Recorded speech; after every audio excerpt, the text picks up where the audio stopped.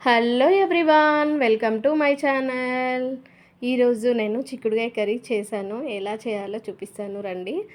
First ఒక కడాయి తీసుకుని అందులో ఆయిల్ వేసేసి తర్వాత పోపు గింజలు అండ్ ఆ తర్వాత ఉల్లిగడ్డ కొంచెం పచ్చిమిర్చి వేసుకుంటే వేసుకోవచ్చు, లేదంటే లేదు. కరివేపాకు వేసేసి ఉడికాక అల్లం వెల్లుల్లి పేస్ట్ పసుపు వేసి కలిపెట్టాలి. ఆ తర్వాత మనం తీసుకున్న చిక్కుడుకాయ వేసేసి బాగా కడిగిన తర్వాత వేసి ఉడికించాలి. చిక్కుడుకాయ ఉడికాక అండ్ తర్వాత 2 టమాటాలు వేసుకుంటే వేసుకోవచ్చు, లేదంటే స్కిప్ చేయొచ్చు. 2 టమాటాలు వేసాను టేస్ట్ కోసం, నేను అది వీడియో మిస్ అయింది. అండ్ తర్వాత కారం కొంచెం సాల్ట్ వేసేసి ఉడికించేస్తే అయిపోతుంది. నేను చెప్పాను కదండి, ఒక చిన్న సమస్య ద్వారా ఒక గురూజీని కలిశానని.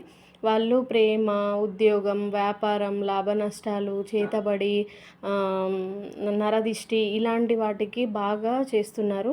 అండ్ ఇంకోటి ఏంటంటే వాళ్ళ దగ్గరికి వెళ్ళిన వాళ్ళందరూ బాగుపడ్డారు.